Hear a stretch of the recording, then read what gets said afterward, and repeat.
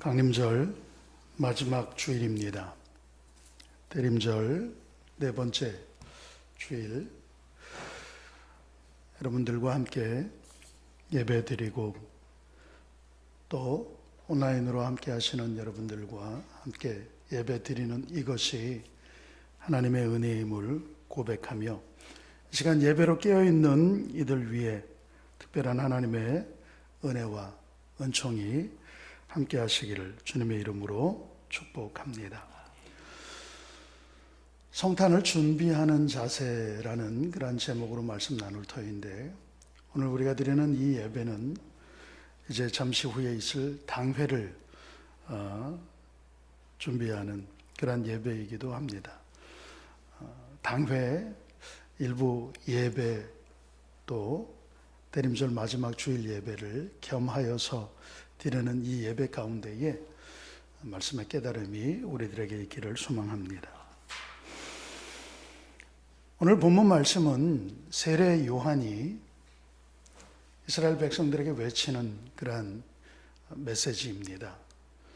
말라기 선지자 이후 하나님의 말씀이 400년 동안 이스라엘에는 없었습니다.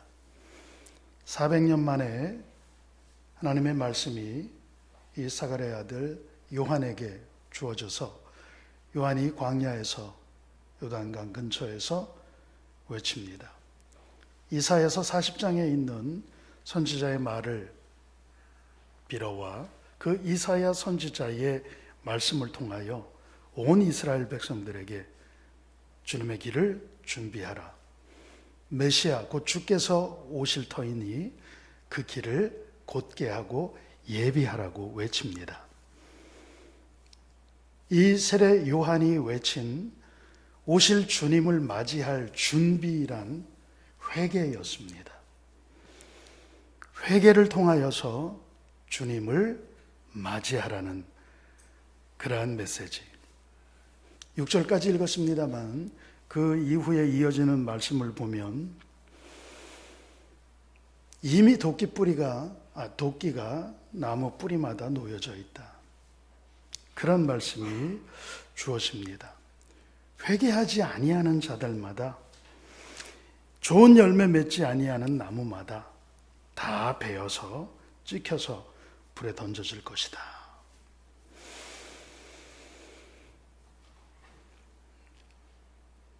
여러분, 주님은 이 땅에 2000여 년 전에 이미 오셨습니다. 그리고 지금 매년 매 순간 우리들 마음 가운데에 오십니다. 그리고 이 세상을 심판할 마지막 그 정해진 때에 심판을 위해서 재림주로 오실 것입니다. 하나님의 나라는 주님이 이 땅에 오셔서 이미 이루어졌고 지금 우리는 하나님 나라를 살고 있는 하나님의 백성들입니다. 그러나 하나님의 나라의 완성은 주님 다시 오실 그 재림의 때에 완전하게 성취될 것을 믿습니다. 우리가 지금 대림절을 절기상으로 지내며 성탄을 준비하는 그런 절기를 지나고 있습니다. 그러나 이 대림절은 매년 있는 절기이고 우리의 인생 자체가 주님의 임재를 기다리는 그런 삶을 살아야 할 겁니다. 짧게는 매 순간순간 주님을 모시길 위하여서 준비하는 그런 인생을 살아야 할 것이고, 거시적으로는 이 땅에 다시 오실 주님, 그 주님을 바라보며 재림 주님을 소망하는 마라나타의 신앙으로 살아야 될 것입니다.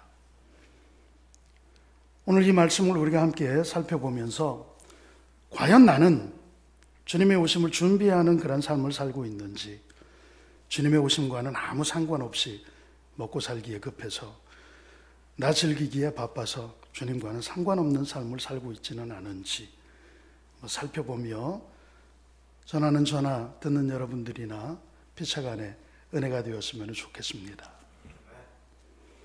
처음 주님이 이 땅에 오실 때에 2000여 년 전 낮고 천한 그 베들레헴 마을 구유에 주님 오시던 그날을 한번 생각해 보면 주님이 오시는 것을 극도로 싫어하고 반대하고 증오했던 사람이 있습니다. 헤롯이죠. 이 헤롯 대왕은 문헌에 의하면 굉장히 의심이 많은 사람이었고 잔인한 사람이었습니다. 자기의 왕권을 지키기 위해서 자기 장모와 부인을 살해하는 그런 사람이었습니다. 내 왕권이 아직 내가 새파랗게 살아있는데 혹시 우리 아들들이 내 왕권을 넘보아 쿠데타를 일으키지는 않을까 염려되어 아들 셋을 죽여버린, 자기 왕권을 지키기 위해서 장모와 아내와 자식들까지 살해한 그런 끔찍한 그런 인물이 바로 헤롯이었습니다.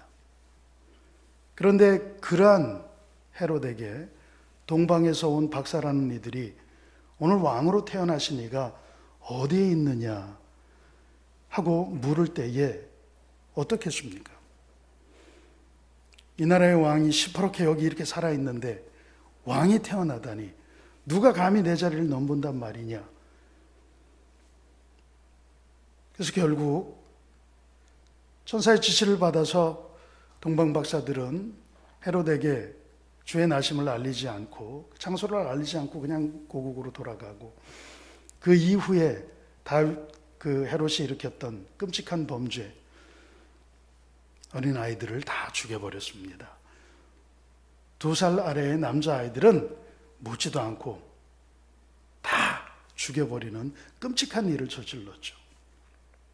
이 헤롯은 예수님이 오시는 것을 극도로 반대하고 극도로 증오하고 싫어했던 사람의 대표적인 그런 인물입니다. 아마 여기 우리들 가운데에는 예수님 오시는 것을 극도로 싫어하고 저주하고 이 헤롯처럼 죽이려고 그렇게 덤비는 사람들은 없겠죠. 그런데 이제 제가 일부에서도 함께 말씀을 나누었지만 이제 또 다른 그런 무리의 부류에는 저와 여러분들도 해당이 되지 않을까 싶습니다. 어떤 사람들입니까? 적극적으로 싫어하고 적극적으로 예수의 오심을 반대하여서 예수를 죽이려고 했던 헤롯과 같은 그러한 지경은 아니지만 예수님의 오심에 대해서 무관심한 사람들이 있습니다. 오시든지 말든지 아무런 관심도 없고, 예수님이 왕으로 메시아로 이 땅에 오셨지만 그 예수의 탄생은 나하고 아무런 상관이 없다고 생각하는 그러한 무리들, 먼저 제사장들과 당시의 서기관들, 바리새인들로 이루어져 있던 그 당시의 기득권층을 한번 생각해 보면 이 사람들은 구약의 예언을 너무나 잘하는 사람들이었습니다. 이사야 선지자의 예언을 알고 미가 선지자의 예언을 알고 메시아가 어디에 태어날 것인지도 분명히 알고 있는 사람들이었고 그 아는 것을 가르치는 사람들이었습니다. 말씀을 알고 말씀을 가르치기까지 하는 사람들이지만 정작 주님이 이 땅에 오셨을 때에 찾아가지도 않고 가서 경배하지도 않았습니다. 그것을 알려고도 하지 않았습니다. 우리가 크리스찬이라고 이야기하고 집사권사, 목사, 장로의 직분까지 가지고 있고 성경을 잘 압니다. 말씀을 암송까지도 합니다. 그렇지만 예수님의 오심에 대하여서 별로 신경 쓰지 않는 그런 이들이 있습니다. 대림절기를 지나고 있지만 성탄이 이제 4일 앞으로 다가왔지만 그거하고는 내 삶하고는 별로 관계가 없는 그런 이들. 마치 2000여 년 전 이 대제사장들, 이 서기관들, 백성들을 가르치고 메시아 대망사상을 이야기를 하지만 지식이 있지만 관심이 없어요.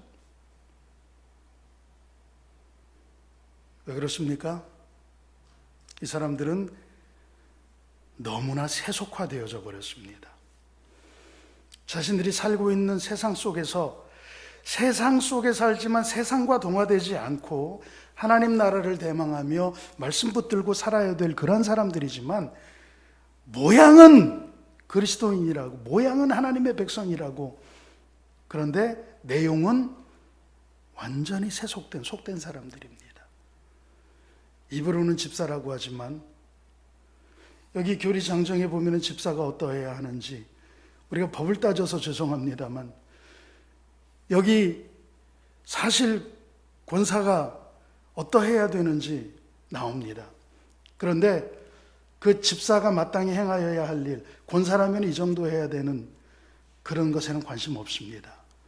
집사가 되는 데에 관심이 있고 권사가 되는 데에 관심이 있고, 장로라면 목사라면 어떠한 삶을 살아야 되는지 분명히 기록되어져 있지만 그것은 목사가 될 때, 장로가 될 때의 과정이고 그 과정을 통과하여 직분을 득한 이후로는 나하고는 상관이 없는 것이 되어져 버리고 맙니다. 우리가 수요 예배 때 온라인으로 참석하신 분들도 말씀을 들으셨겠지만 구원받은 은혜, 금요 속회 때 말씀을 나누었습니다. 구원받은 은혜, 거기에는 감사합니다. 그리고 거기까지예요. 그 구원받은 자로서 마땅히 행하여야 할 의무, 여기는 관심 없습니다. 은혜는 주께서 우리를 구원하여 주신 그 값없는 은혜에 우리가 그 은혜에 감사하여 반응하는 의무까지 합하여질 때 온전한 은혜입니다. 그런데 많은 사람들이 내가 하나님의 구원의 은혜로 하나님의 자녀가 되었다, 거기까지. 마땅히 구원받은 백성으로서 이 땅을 신실하게 살아야 하고 의롭게 살아야 하고, 그런 것에는 관심 없습니다. 우리의 은혜는 내 중심의 반쪽짜리 은혜가 되어져 버리고 많은 경우를 많이 봅니다. 여기 제사장들, 이 서기관들이 그랬습니다. 이 세상에서 저들은 물질을 충분히 소유하고 있고 직분도 가지고 있고 더 필요한 게 없습니다. 다 누리고 있습니다. 다 가지고 있는데, 편안한데 메시아가 무슨 소용이 있겠습니까? 그러니까 내가 지금 너무 많은 것을 누리고 있어서 메시아가 올 필요가 없다는 거예요. 와도 나랑은 상관이 없다는 겁니다. 초대교회 성도들의 인사가 마라나타, 아멘 주 예수여 오시옵소서. 그러나 이 제사장들과 서기관들은 마라나타, 주님 오시지 마세요. 지금 오시면은 좀 곤란합니다. 했을지도 모르겠습니다. 여러분들은 어떻습니까? 여러분들의 삶에 불편함이 없어서 주님이 내 삶과는 아무 상관이 없는 그러한 이들은 혹시 안 계신지요? 또 여기 주님이 오셨지만 그 주님을 알아보지도 못했고 그 주님을 모셔드리지도 않았던 그러한 이들도 있죠. 여관 주인들. 메시아가 세상에 오셨는데 그 메시아를 내 집에 모실 그런 정말 역대의 기회이지만 그 기회를 놓쳐버린 이 사람들. 이 사람들의 관심은 대목을 누리는 데 있었습니다. 총독이 천하로 호적하라고 명령을 하여서 모든 사람들이 다 호적하러 와서 때 아닌 이 시골 마을이 특수를 누리고 있습니다. 그래서 빈 방은 애들을 내쫓아서라도 다 손님을 받을 정도로 한몫 챙기는 그러한 때예요. 메시아? 난 그런 거 몰라요. 돈 버는 게 목적이에요. 그저 돈 되는 일에만 관심이 가는 거예요. 물질 모으는 데만 급급해서 예수님은 안중에도 없는,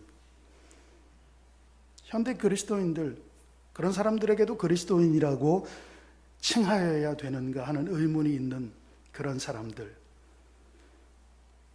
돈 되는 일에, 내게 유익한 일에, 물질에 급급하여서 예배도 등한히 하고 말씀도 등한히 하고 봉사도 등한히 하고 교제도 등한히 하고 그런 이들 멀리서 찾을 것 없습니다. 우리 주변에 흔하게 널린 이들이 그런 무늬 크리스찬들입니다. 거기에는 목사 장로도 예외가 없습니다. 너무 바빠요. 너무 바빠요. 성탄절 무관심합니다. 예수님의 오심, 메시아의 오심, 이사야 선지자와 미가 선지자의 예언, 그런 거 관심 없습니다. 돈 버는 게 목적입니다. 아르바이트 해야 되고 직장 가야 되고 돈 버느라 너무 바쁩니다.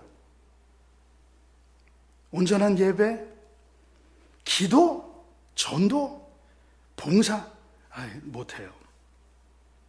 돈 벌어야 되기 때문에. 이런 식당 주인, 이 여관집 주인과 같은 이런 태도, 우리가 아무리 바빠도 우리의 정체성을 잃어버리면 안 되는데 자기 정체성을 잃어버리고 크리스찬의 정체성은 예배 가운데서 찾을 수 있어요.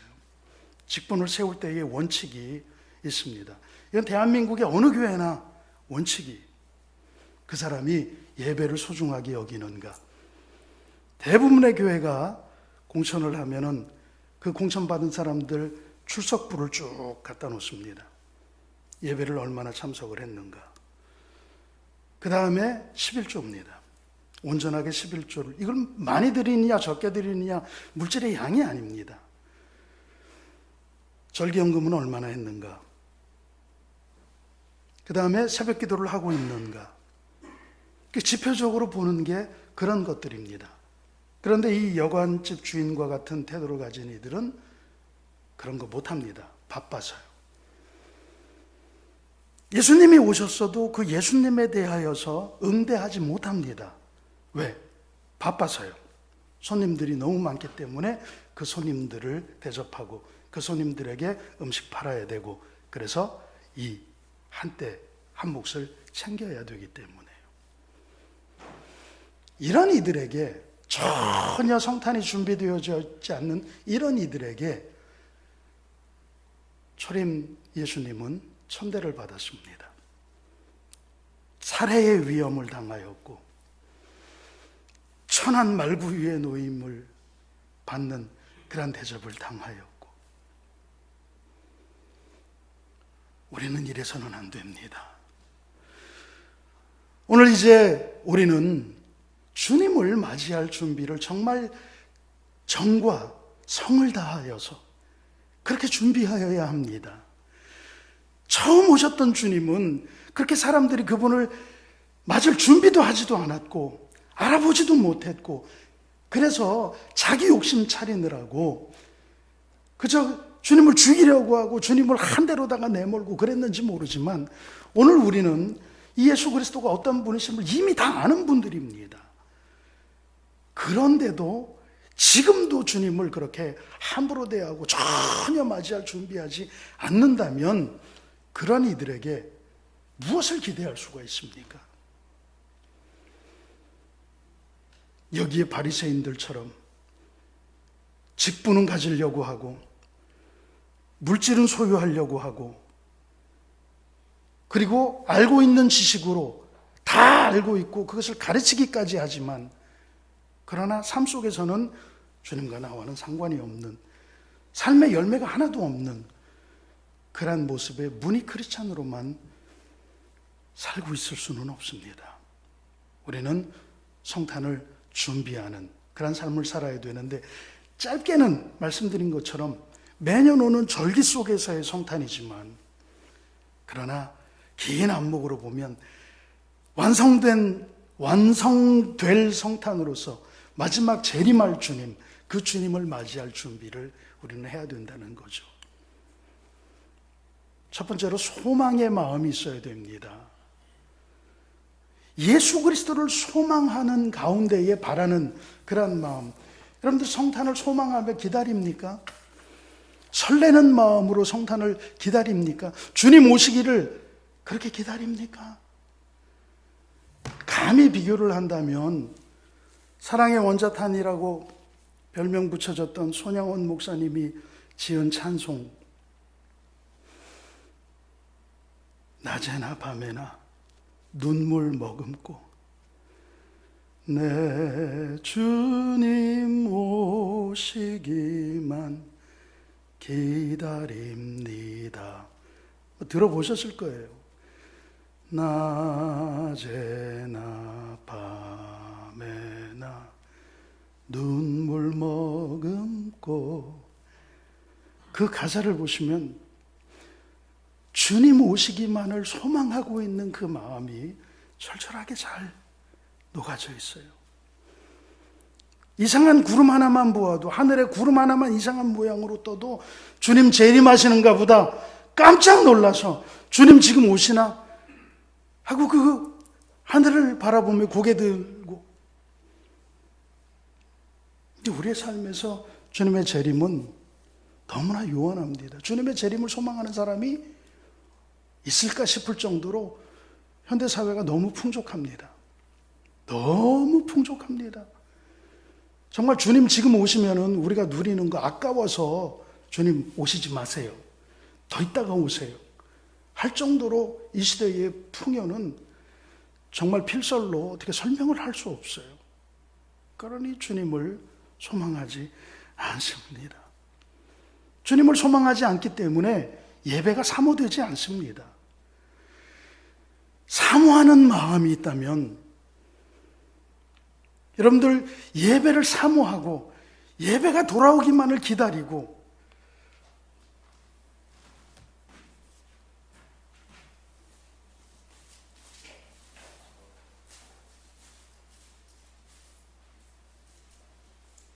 이거 좀 소동시켜.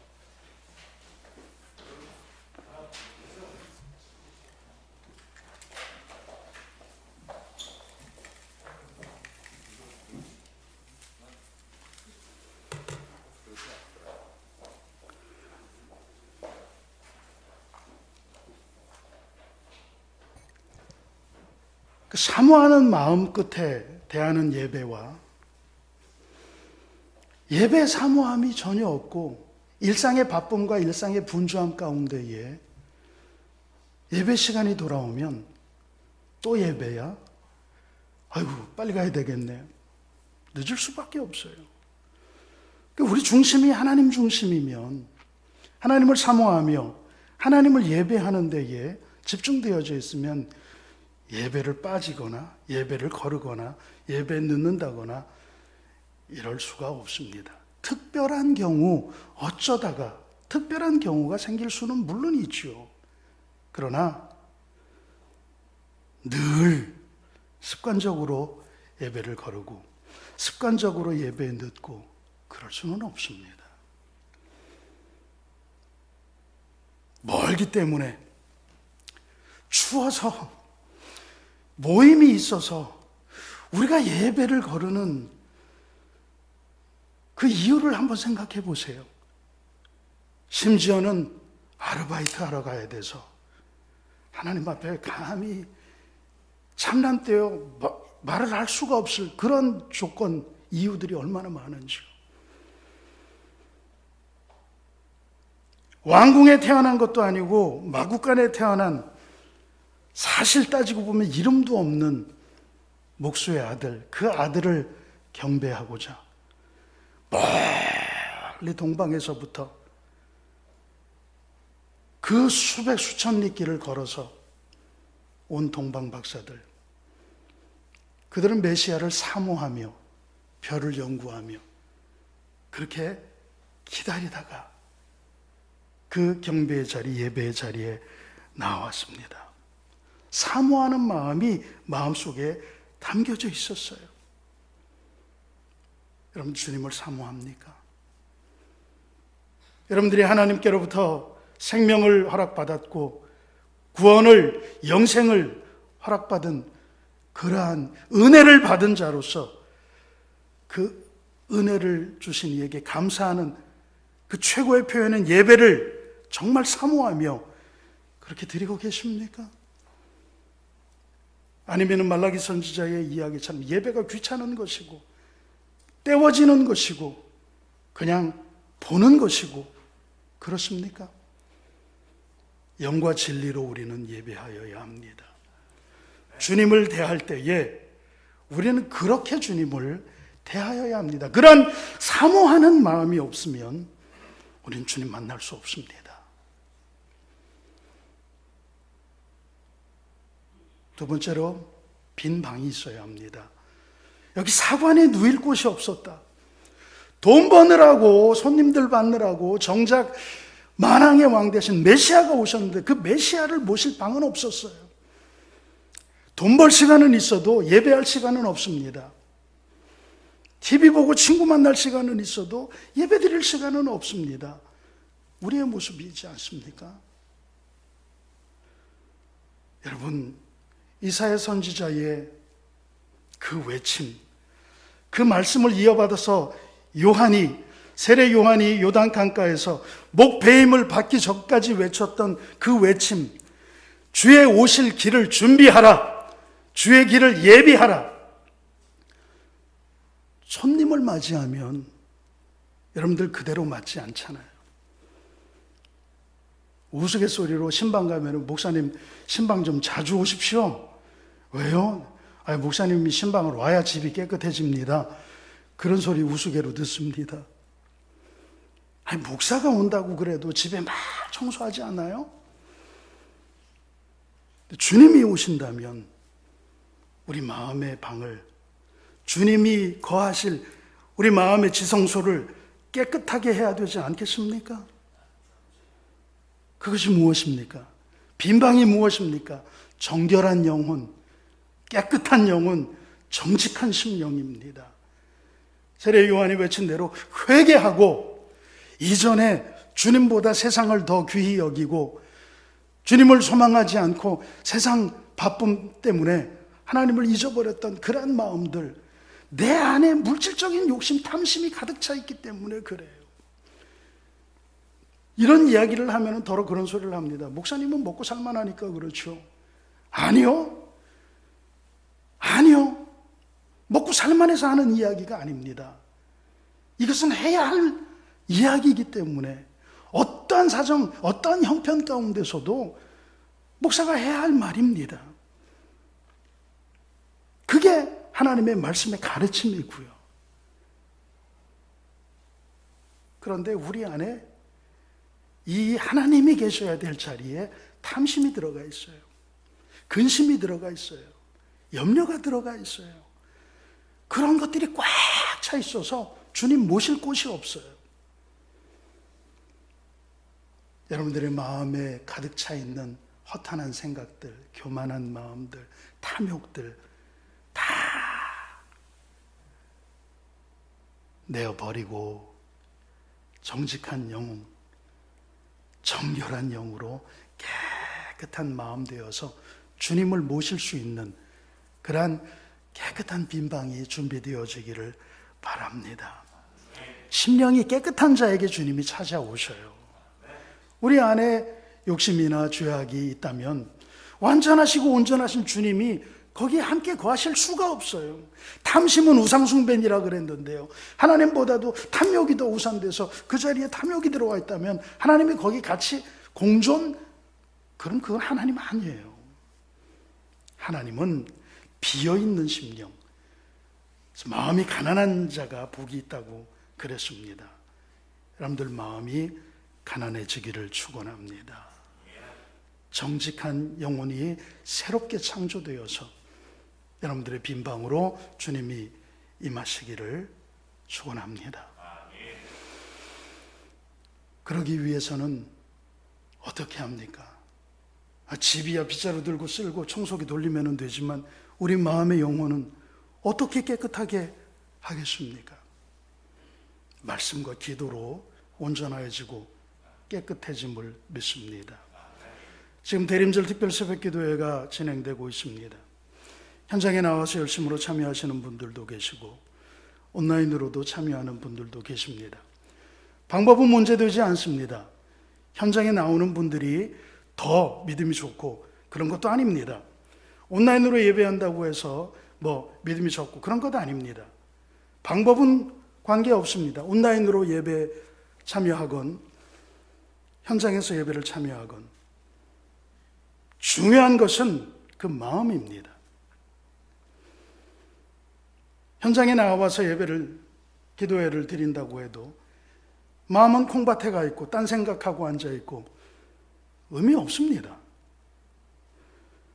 자다가 새벽에 깨어서 시간을 구별하고 그리고 온라인으로 예배를 참석했다 그래도 이름만 그냥 쳐놓고 도로 자거나 그거 아무 의미 없어요. 거기 이름 써놓으면은 사람들은 참석하였구나 하고 알겠지만 하나님이 그 예배를 받으실까요? 영과 진리로 깨어서 기도하는 자의 기도를 주님이 들으십니다. 하나님의 말씀을 영과 진리로 맞이하는 그런 사람들, 그 마음에 주님이 임하십니다. 안나와 같이 깨어서 기도하는 자들이 되시기 바랍니다. 시므온과 같이 하나님의 영광을 보기 위해서 소망하는 마음으로 기도하며 성전에 머물렀던 그런 심령이 저와 여러분들의 심령이 되기를 바랍니다. 그 마음에 주님이 임하십니다. 성탄을 준비하는 자세 마지막으로 한 가지를 덧붙이면 예물을 준비하여야 합니다. 이런 이야기하는 거 싫어하는 줄 압니다. 그렇지만 할 말은 해야 합니다. 목사가 마땅히 가르칠 바를 가르치지 아니하면 듣기 싫어한다고 안 하면은 어떻게 합니까? 우리 디도서 말씀을 지난 금요일 날 살폈습니다. 디도서 2장 15절에 뭐라 그랬습니까? 목사가 책망할 것은 책망하고 가르칠 것은 가르쳐라. 가르치되 주께서 주신 권위로 그리하라. 그랬어요. 제 마음 같았으면 이런 이야기하면 싫어합니다. 권사님 기도하셔야죠. 집사님 더 열심히 말씀 보시고 좀 많이 헌신하셔야죠. 이런 얘기하면 싫어해요. 왜 교제하지 않으세요? 따로 혼자 다니시고. 코이노니아 교제도 신앙생활의 중요한 부분입니다. 함께 식사하시고 가셔요. 나는 같이 밥 먹는 거 싫어요. 그런 얘기하면 싫어하는 사람들이 있어요. 그렇지만 그게 목사가 해야 할 일이고 권면해야 되면 권면해야죠. 11조를 이야기하면 온도가 갑자기 북극권으로 뚝 떨어져요. 그래도 해야 됩니다. 여러분들이 많은 것을 준비하라고 이야기하지 않습니다. 그러나 적어도 어른들을 보러 갈 때 빈손 들고 가지는 않잖아요.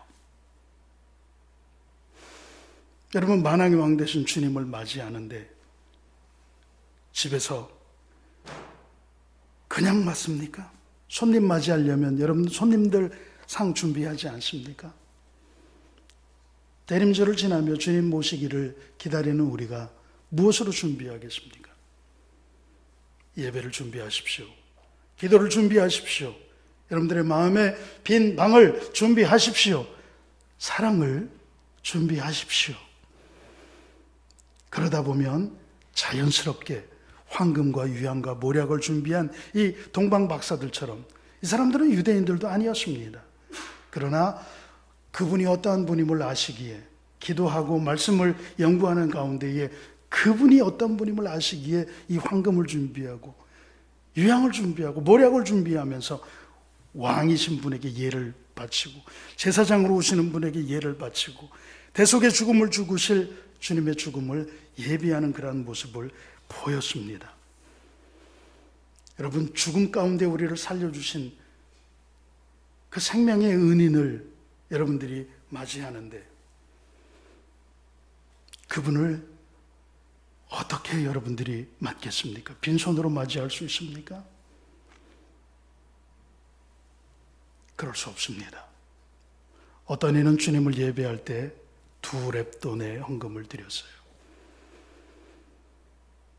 그러니 여러분들도 2렙돈 정도면 되겠다. 2만 원 하면 되겠다. 잘 들으십시오.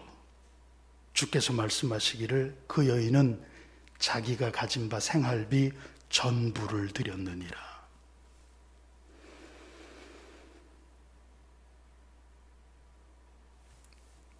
말씀을 맺습니다. 성탄을 앞에 두고 분명 예수님을 맞이하는 사람도 있고 나랑은 상관이 없는 무관심한 태도로 그렇게 또는 삐죽거리는 삐뚤어진 그러한 마음으로 성탄을 맞이하는 사람들도 있을 것입니다. 그러나 분명 준비하는 그런 자세로 성탄을 기다렸다가 주님을 만나는 그러한 이들도 있을 것입니다.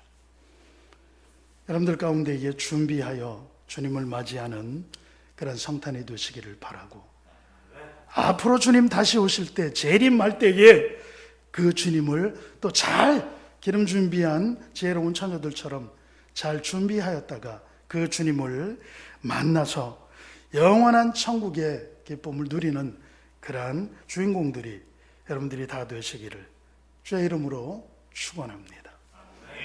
기도드리겠습니다.